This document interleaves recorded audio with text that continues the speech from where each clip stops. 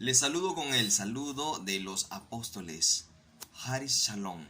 Gracia y paz os sean multiplicadas a cada uno de ustedes. Es nuevamente un placer para mí dirigirme a ustedes en este día para el estudio de la palabra de Dios y la lección de esta semana, cuyo título es Una oportunidad perdida y sus resultados. No quiero antes empezar sin dirigirnos al trono del Todopoderoso para pedirle su orientación, para pedirle su guía, su consejo, que sea Él que nos hable a través de su palabra y que no sea el hombre quien pueda expresar su opinión, sino que seamos solamente instrumentos en sus manos. Así que allí donde están les invito a que puedan unirse también en esta oración. Oramos.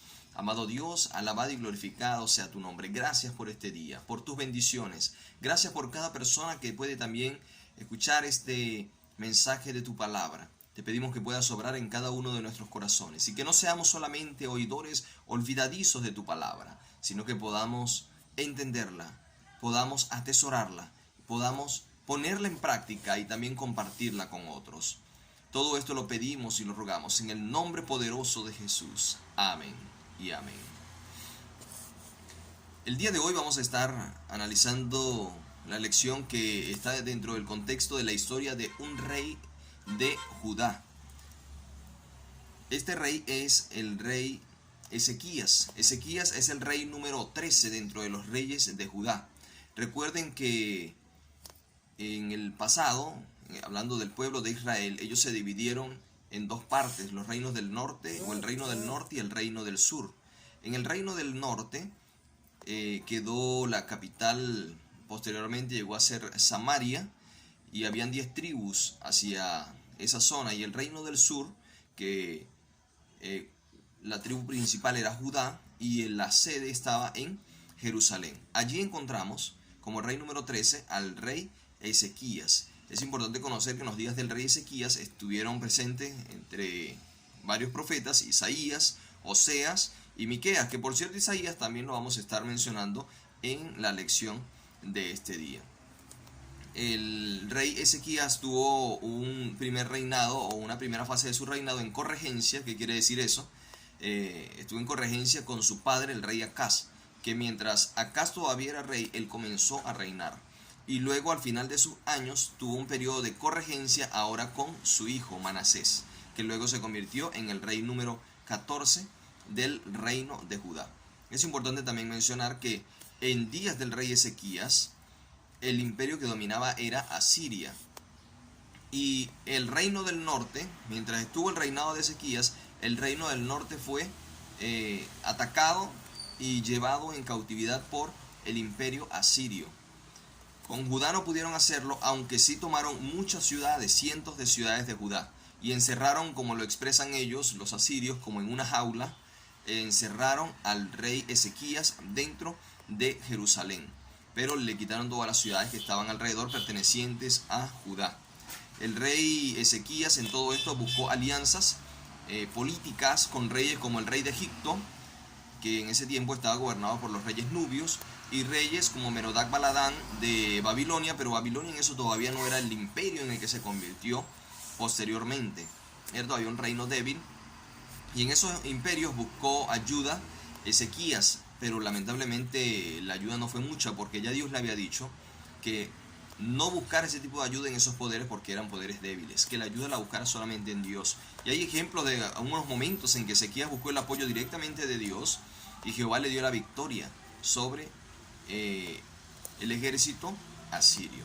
Pero eso solamente es el contexto histórico de la lección de hoy. Vamos a hablar hoy de una oportunidad grandiosa que tuvo este rey y no la aprovechó sabiamente, y los resultados que esto trajo, para que veamos que nosotros debemos aprovechar las oportunidades que se presenten, porque si no, inevitablemente van a venir resultados. Si aprovecho la oportunidad, van a venir resultados positivos.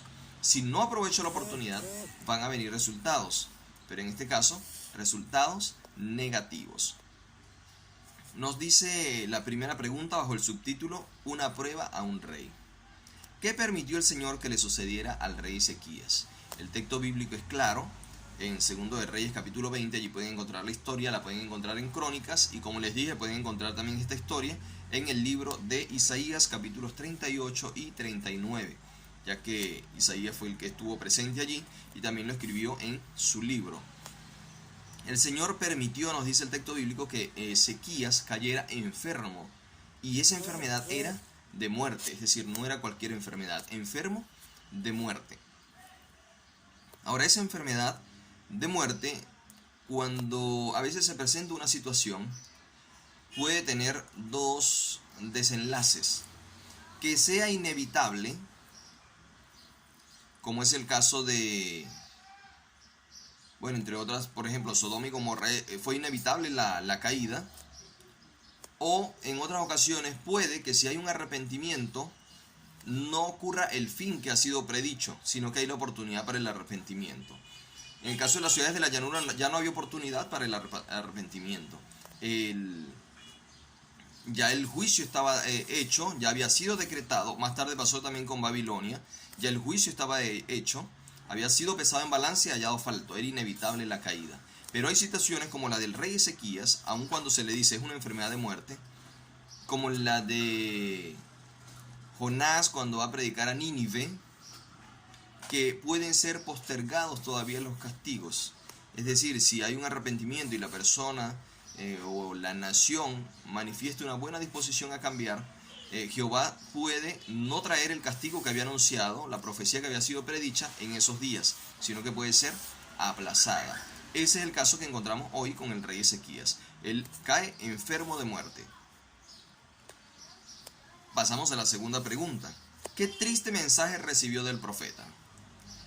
El primer mensaje lo recibe seguramente de los médicos, sacerdotes, las personas encargadas en ese tiempo de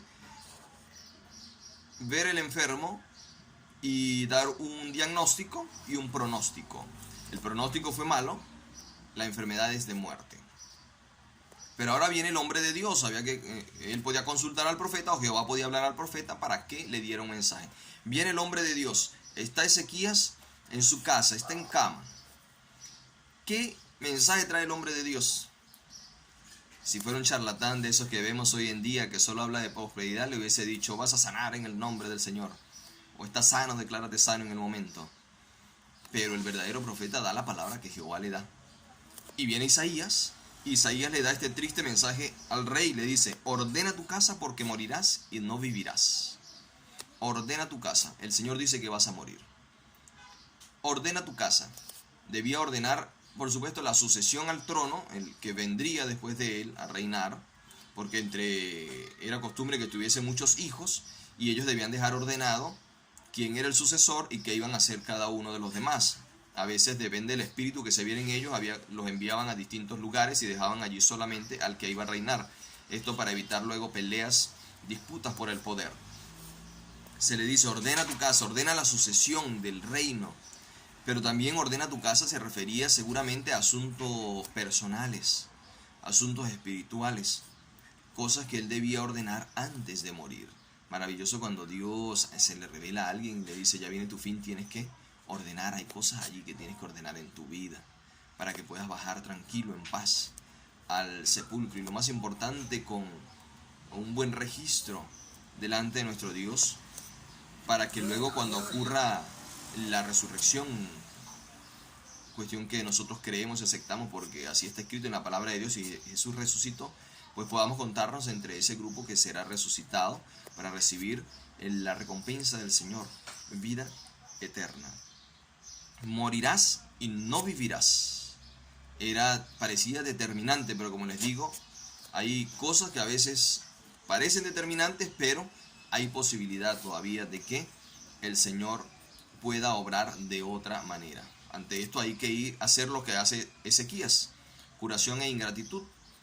¿Qué hizo Ezequías? Pregunta número 3. Ezequías, en su angustia, dice que volvió su rostro a la pared. Cuando dice volvió su rostro a la pared, no es que él le orara a la pared. No, él está de frente hablando con el profeta. El profeta le dice: morirás, no vivirás.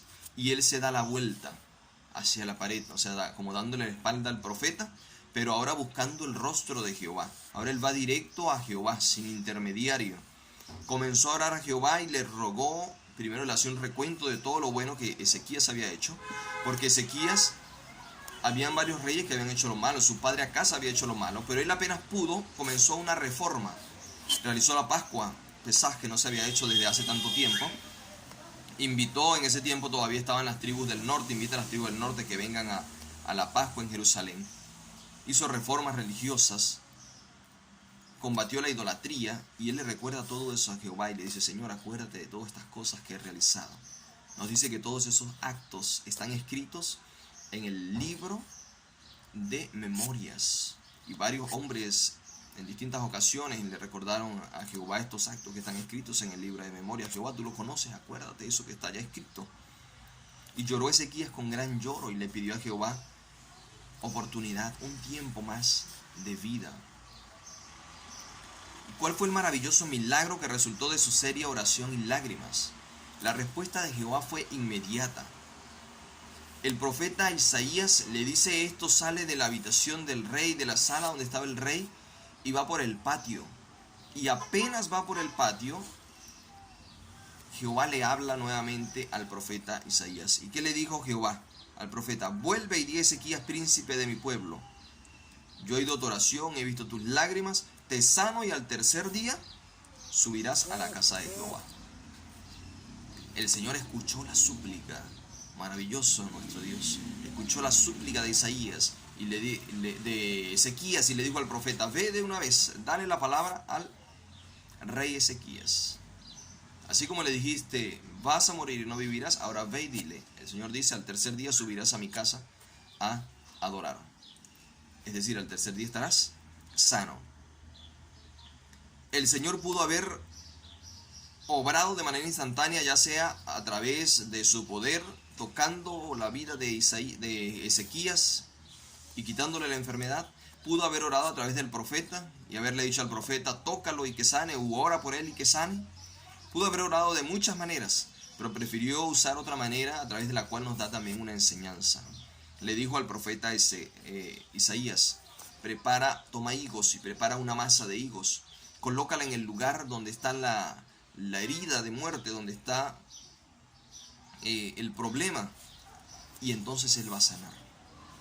Se cree que posiblemente sea un tipo de cáncer o un tumor maligno que aquejaba a Ezequías, y no es casualidad que Jehová haya escogido esa masa de higos, porque está comprobado que el higo tiene propiedades anticancerígenas.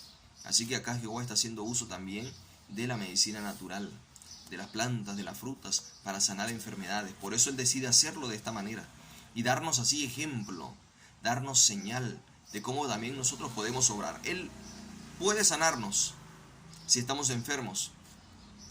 Puede hacerlo así, inmediatamente, como cuando tomó a la suegra de Pedro de la mano y la sanó, como cuando tocó los ojos de un ciego y lo sanó. Pero en otras ocasiones puede usar también elementos sencillos, y aún allí Él sigue demostrando su poder. Aquí usa una masa de higos. Cuando Naamán lo mandó a lavarse en el Jordán en aguas arcillosas, uso de la arcilla, tierra curativa. A un ciego también, en vez de tocarle los ojos solamente, le hizo barro y lo colocó en sus ojos y le dijo: lávate en el estanque, y después de esto pudo ver. El Señor también hizo uso de este tipo de medicina, y así nos enseña que usar medicina no está en contra de la fe. Porque algunos creen que solo el Señor tiene que sanarme porque sí, yo oro y que Él me sane. No, el Señor también mostró que se deben usar medicinas. La fe está unida 100% también con las obras. Por supuesto, hablando acerca de esto, y disculpen que haga este pequeño paréntesis, pero ya lo cierro. Dice: muchas son las maneras de sanar, pero una sola es la que Dios aprueba, la de los elementos sencillos que Él ha preparado con este fin. Es la medicina que el Señor aprueba. Pero en el mundo hay muchas otras maneras de sanar. Hay maneras artificiosas, mágicas, hechiceras, y tantas otras maneras de sanar, pero el Señor no las aprueba todas, de eso podemos estar seguros. El maravilloso resultado entonces: Ezequías, quien había recibido un diagnóstico médico de muerte, un mensaje del profeta de parte de Jehová de muerte, clama a Jehová y Jehová le dice: estarás sano, en 3 días te levantarás e irás al templo a adorar. Ahora la pregunta número 4 dice: ¿estaba agradecido el rey por el gran beneficio recibido? nosotros podríamos decir sí, así como muchas veces nosotros decimos, sí, yo estoy agradecido de Dios por esto, por lo otro. Pero el agradecimiento no es solo de palabras, el agradecimiento es algo que se demuestra. Por ejemplo, hubo gente que Jesús sanó y en agradecimiento, estos estaban verdaderamente agradecidos. Le dijeron, Señor, te voy a seguir. Más bien Jesús a ellos, a algunos les dijo, no me sigas, pero ve a tu ciudad y predica allá, a tu familia. Anúnciale lo que yo hice, cómo te liberé del pecado, de la enfermedad. Conviértete en un mensajero en tu lugar. A otros los aceptó consigo, otros le seguían, claro, no eran parte de los 12, quizá parte de los 70 o de otro grupo de personas que siguieron a Jesús, llegaron a ser unos 500, pero así demostraban ellos el agradecimiento. Aquella mujer, María, cambió su vida en agradecimiento a lo que Jesús había hecho y ungió sus pies antes de su muerte con un perfume que le costó el dinero de todo un año. Eso es demostrar agradecimiento, no solamente con nuestra boca. Entonces, si Ezequías estaba agradecido o no, lo iba a demostrar con sus actos. ¿Y qué hizo Ezequías con sus actos? La palabra de Dios nos dice, el relato ahora en Crónicas. Les recomiendo que lean los relatos completos, tanto en Reyes, como en Crónicas, como en Isaías. Crónica nos dice que Ezequías no correspondió al bien que le había sido hecho. Claramente nos dice la palabra de Dios que no correspondió a ese gran milagro que el Señor obró por él. ¿Cuántas veces el Señor nos ha sanado de enfermedad y gente que el Señor ha sanado y no corresponde al milagro que Jehová hace? Pero lo que es mejor aún, Él nos ha sanado del poderoso poder del pecado, que también es como una llaga, una lepra. Y de esto también debemos estar muy agradecidos. Sino que se enalteció su corazón, nos dice la palabra de Dios. No correspondió, se enalteció su corazón. No aprovechó la oportunidad que Jehová le dio. Aunque no es la oportunidad principal a la que se refiere el título, pero aquí el Señor le da una gran oportunidad, le da más años de vida. Y no corresponde a esto. Allí pierde esa oportunidad. La subpregunta dice, ¿de qué modo su actitud y acciones plantaron la semilla que resultaría en el cautiverio babilónico? Dijimos que en ese entonces gobernaba, o el imperio dominante era Asiria. Babilonia todavía era débil.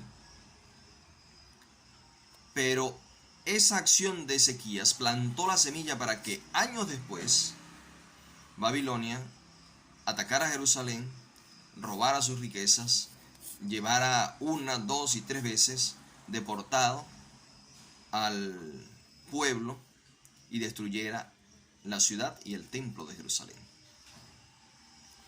Pero ahora hay un asunto que yo quiero mencionar acá. Vean. Dice que esa acción de Ezequías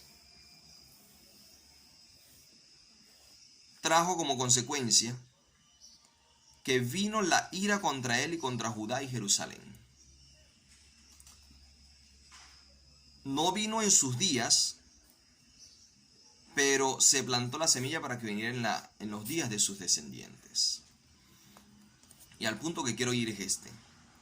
Hoy es muy común, y desde hace muchos años diríamos que desde el cristianismo en adelante, que se le culpe de todo a Satanás. Alguien hace algo malo, el diablo me tentó. Pasa algo, es que el diablo se mete, es que el diablo divide, es que el diablo hace, es que el diablo me hizo decir. Un día alguien le preguntó a una mujer que salió insultando, blasfemando, hablando mal, y la mujer cuando le dijeron, ella dijo, no, es que el diablo. Y alguien le preguntó, ¿quién habló? ¿Tú o el diablo? Hablé yo. Bueno, entonces no culpes al diablo, eres tú, no el diablo. La gente vive culpando al diablo de todo.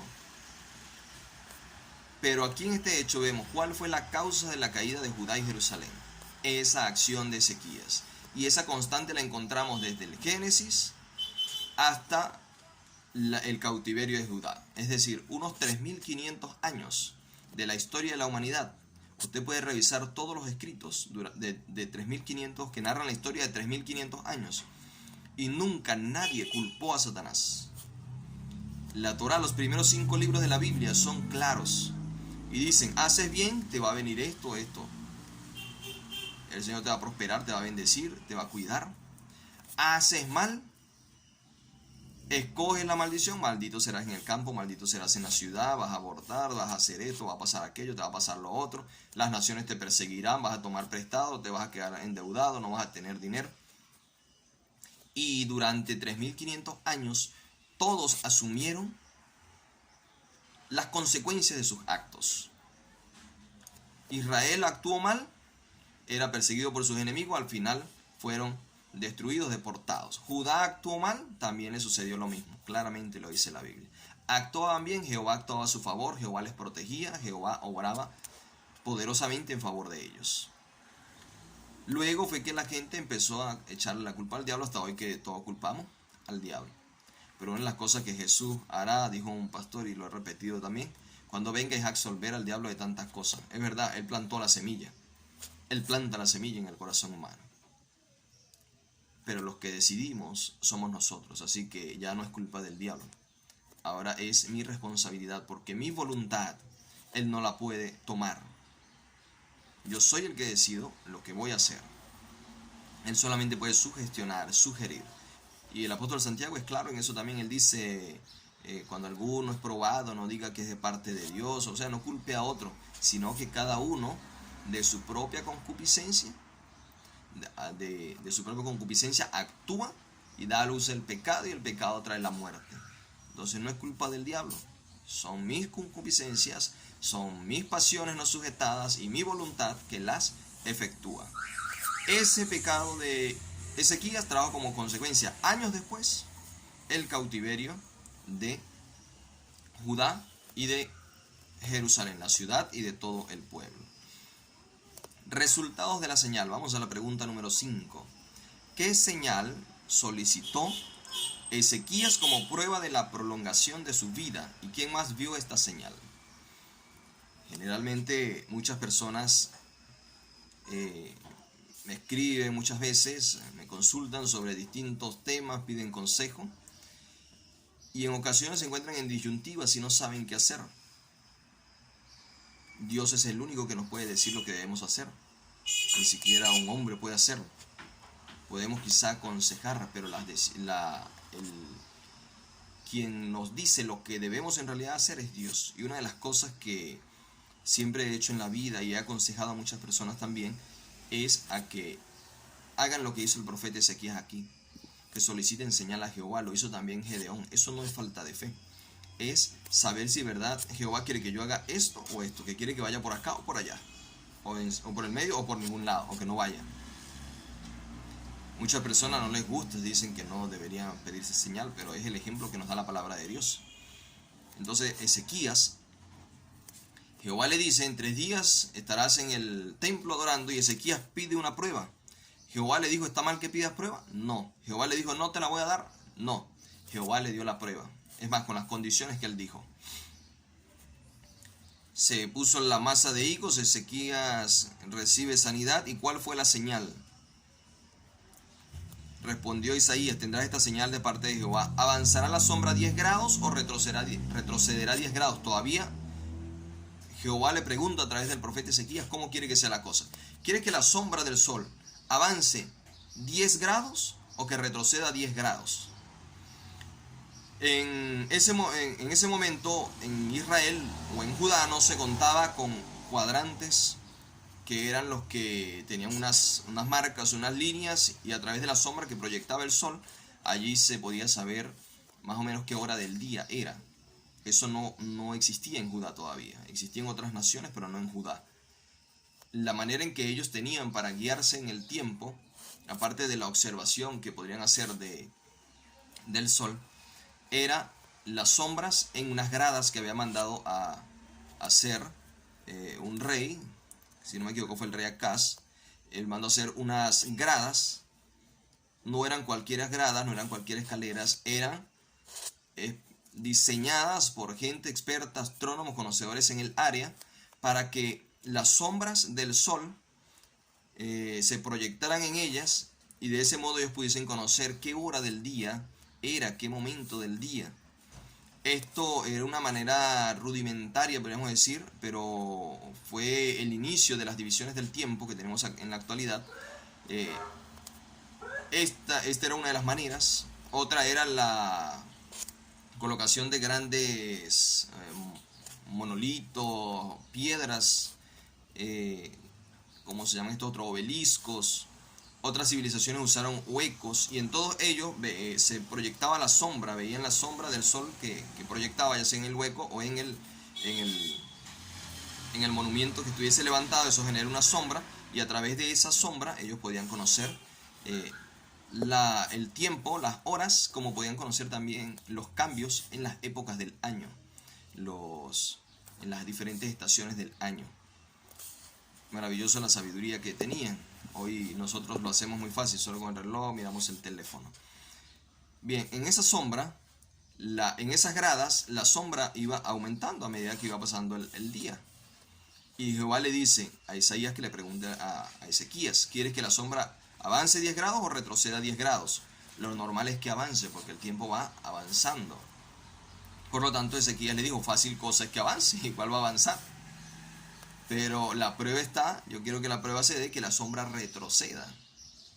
Es decir, sería como retroceder el tiempo, o que retroceda el sol, que retrocedan los movimientos. Y Jehová dijo, ¿eso quieres? Pues así va a ser. Y retrocedió en la sombra esos 10 grados. Ahora, esto es un evento que no se dio solo en un lugar, porque el sol no rige un lugar, el sol rige todo el sistema solar y todo el planeta Tierra.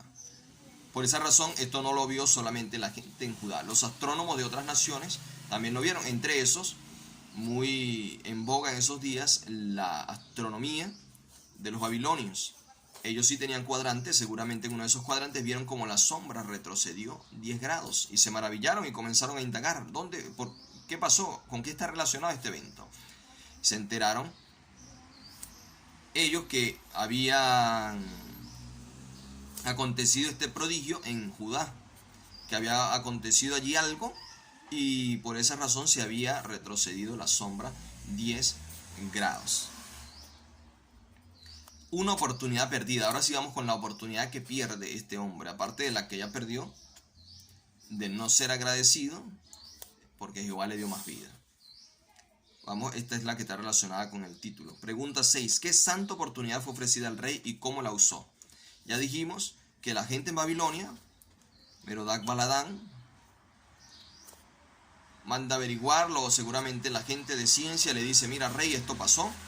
El rey averigua, en Judá, en Jerusalén pasó algo y manda emisarios, manda embajadores, revisen allá, vayan a ver qué pasó, con qué está esto relacionado. Indaguen y vengan a traernos el conocimiento.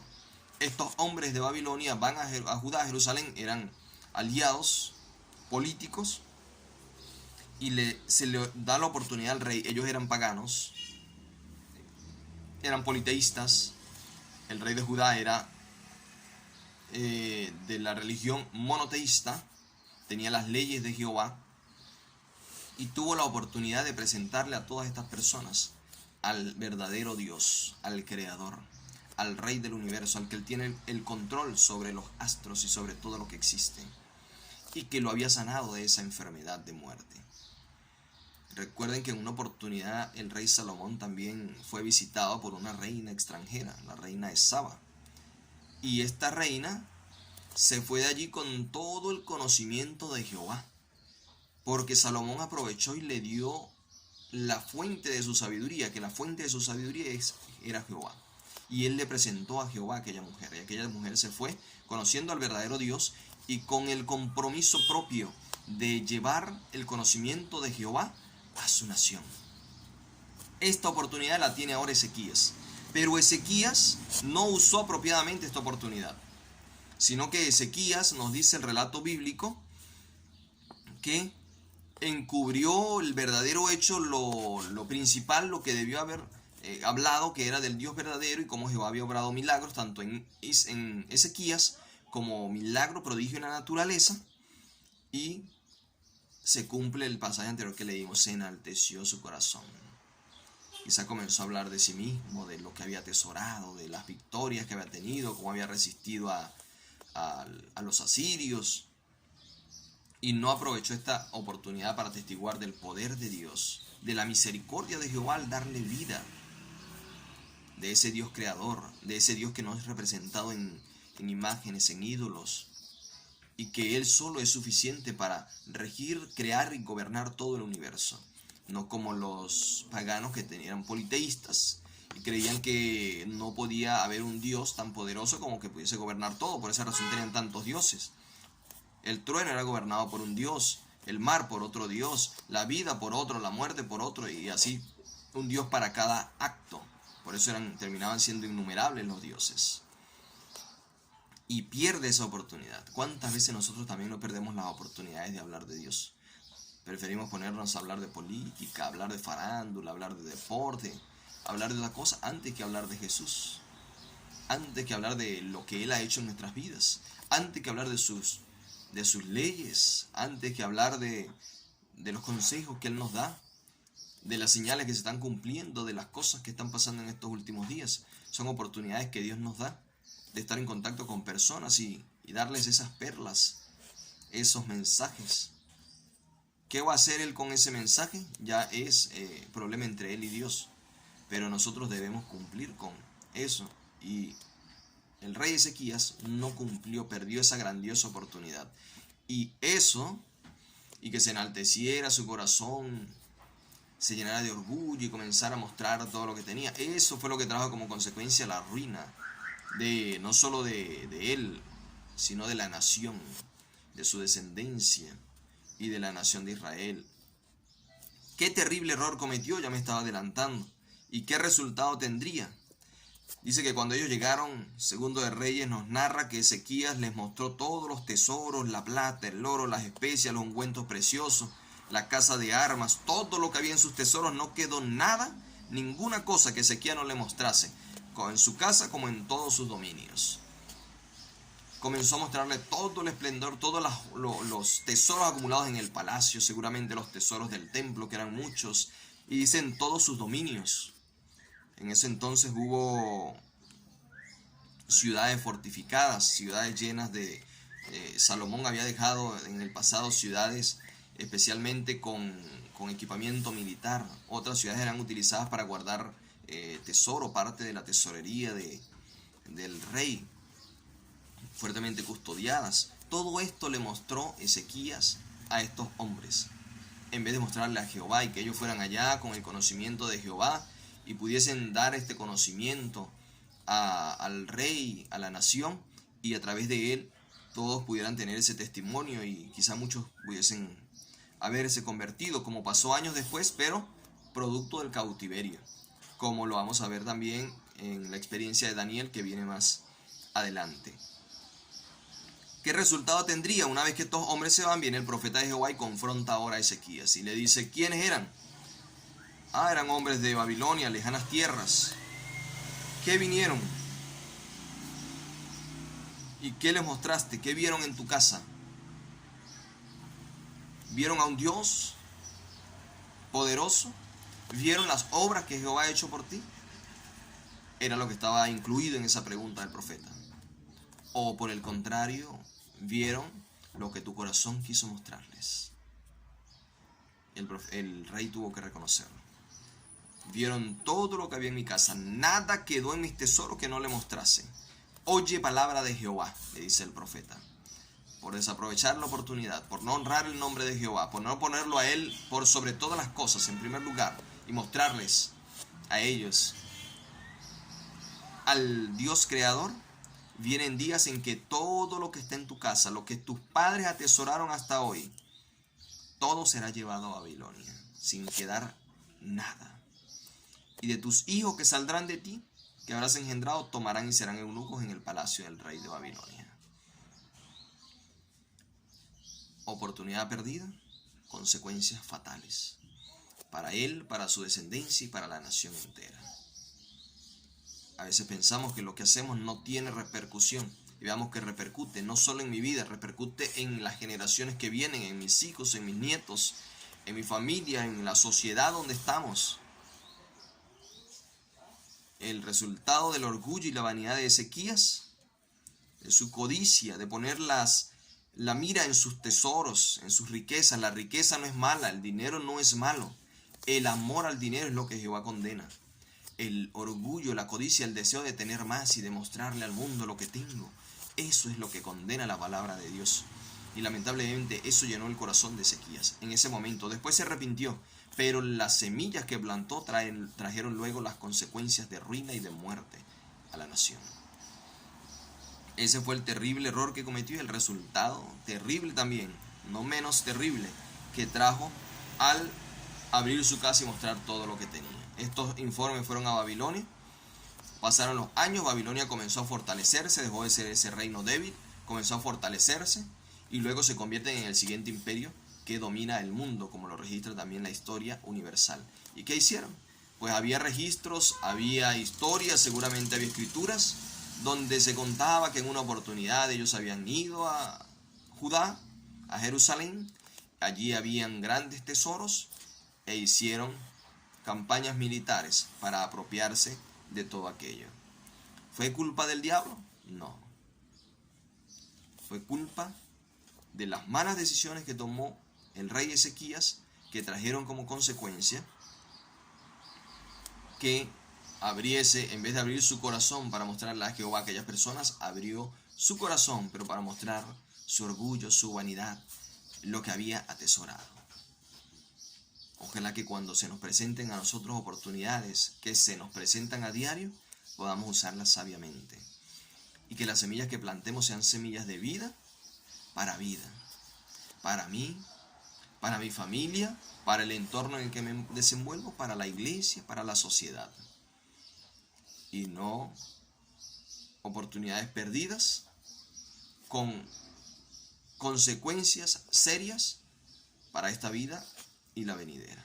Que el Señor bendiga su palabra, bendiga a cada uno de los que estarán estudiando también esta lección y nos ayude para que podamos hacer un ejercicio libre de la voluntad, pero en ese ejercicio libre de la voluntad de nuestras acciones podamos tomar las decisiones correctas, nos dé el valor, nos dé el discernimiento para tomar siempre las mejores decisiones.